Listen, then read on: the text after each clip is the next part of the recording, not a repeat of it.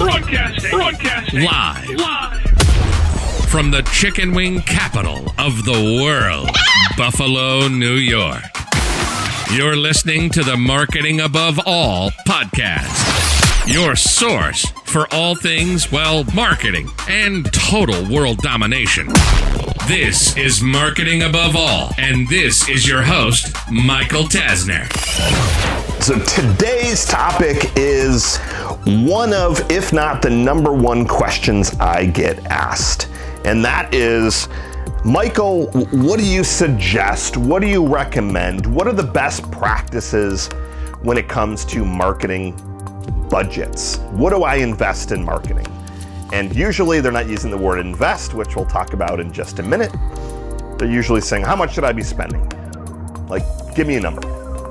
So I'm going to definitely give you some numbers, but I'm also going to give you some of the exceptions to this rule. I'm going to give you times when you should be investing more, when you should be pulling back. I'll tell you what I'm doing in terms of investing in marketing, and hopefully be able to finally answer that question for you. So the way that I do it, and the way that I always advise local businesses, is you want to pre-plan out, so kind of forecast your year. So I'm going to use just some simple math, okay? So let's say that your business is forecasting $100,000 a month in revenue, so $1.2 million a year. And that's what you're going to forecast for the next year. So step one is you want to forecast out, okay? Step two then is you're going to pick a percentage of sales, not profit, a percentage of sales that you can, I don't want to use the word easily, but I want to use a word similar, and I don't know what's really coming to my mind, but something that isn't going to cause you to lose sleep at night. Almost every single time, the number is always going to be bigger than what you're currently investing. And I shouldn't even say almost always. I can't tell you any time that I've ever looked at anyone's marketing budget, including my own, where I have not said, invest more, invest more, invest more. We're always under-investing when it comes to marketing. And often, sadly, it's one of the first things to get cut when times get tough. And it's the one that we probably take the least serious. And that, again, is the entire reason for this podcast. The entire reason. Candidly, it's the entire reason of my existence, and the movement that I'm really trying to push and drive is this whole marketing above all. If you do not put marketing above all, your business will not stand the test of time, period. It just ain't gonna happen.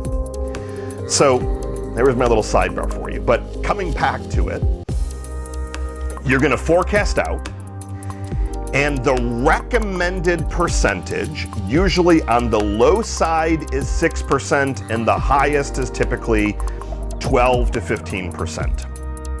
Now, again, I'm going to give you some exceptions to the rule. I'm going to give you pros and cons and all of that. So, simple math today.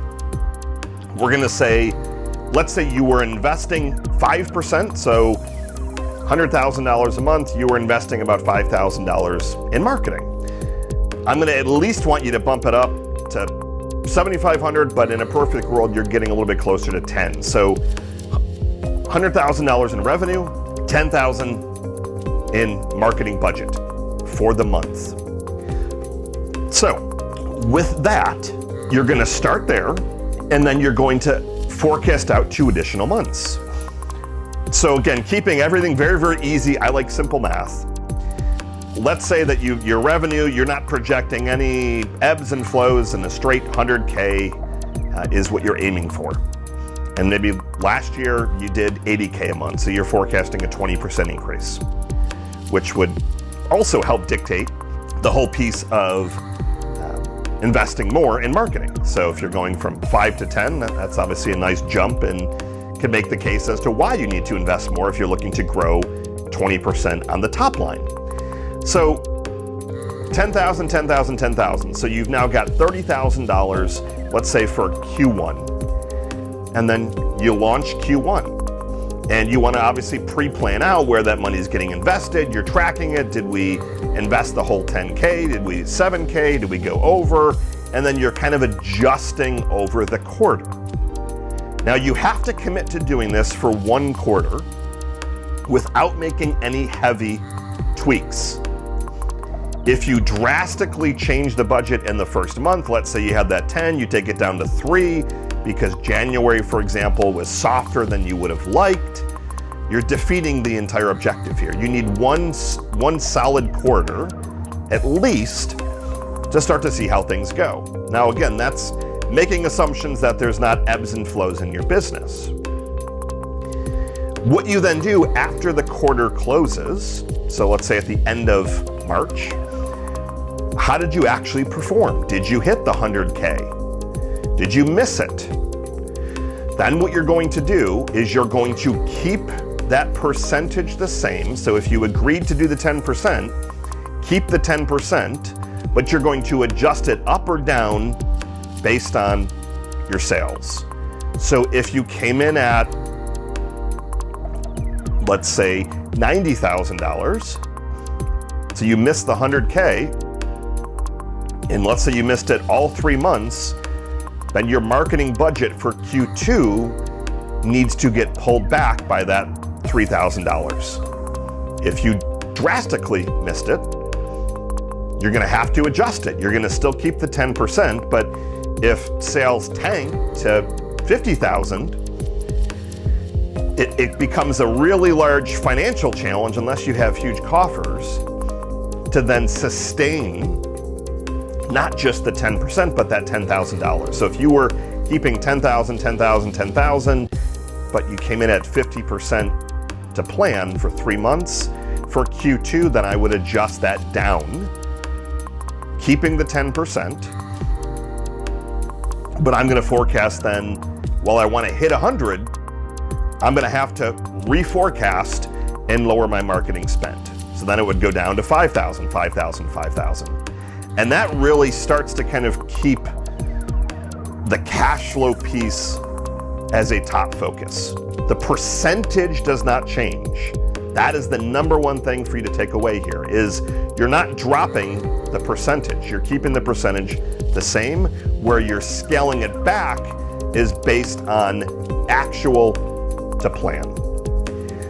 I typically am anywhere between 8 and 14% each and every month. And I personally am adjusting now monthly based on the month. I do have ebbs and flows, so there are some months where I will raise it. There are some months where I'll scale it back, but I'm still having that constant stream of marketing investment. I'm never stopping or pausing all of my marketing ever. Holidays, I still have ads running. I mean, there's still social media posts going up. You're never totally stopping. I don't care if you're a landscaping company, that's all that you do, and you're in Western New York and the snow is coming. I'm not saying you should be posting photos of green lawns in the middle of winter, but you should be posting and continuing to engage. Should you be doing direct mail for landscaping customers in January? No. But you should still continue your marketing. But then as you start to scale up, I would anticipate then that March, April, May, your marketing budgets are going to be very, very heavy, getting ready for your busy season. But you're still keeping a constant flow of revenue, and you're keeping that percentage the same. So if your revenue is continuing, you're good simply keeping that percentage the same, but that marketing investment starts to scale back. Now, the only exceptions that I have really seen with this rule tend to be, they tend not to be the best local business. So you might be a local business, but maybe you're in manufacturing and your margins are drastically different. So the only times when you might be adjusting is if your margins are insanely slim. If you're in, trying to think of an example that the margins are manufacturing, the margins can often be very, very slim, but if your gross profit is very close to break even constantly after paying all your bills, it's going to be a little bit of a challenge. But I'm going to do a future episode on this whole awkward dance and double-edged sword of this concept of when does it make sense to continue to scale up the budgets and when don't you? But from a what do I invest in marketing, the answer that I'm providing you, and there's all different schools of thought, I just happen to believe mine is the right one, is that it should be a percentage of your top line sales based on a forecast and then readjusted based on the actual, so that you're never putting yourself into a dangerous situation. You're not continuing to keep that marketing at 100% if you miss the sales by 50% for 6 months, and then all of a sudden you're filing for bankruptcy saying, well, Michael said I have to keep the marketing number the same. Percentage same, but the dollar amount would adjust. Hope this was helpful and answers one of the top questions that you have asked me. Good morning, good afternoon, and good night. Look forward to seeing you tomorrow. Bye. Thank you for listening to this episode of Marketing Above All. Now get out there, make a change, and take some action. And hey, don't forget to leave a 5-star review and tell all your friends this is the greatest marketing podcast ever. Ever. Ever. We look forward to seeing you here tomorrow.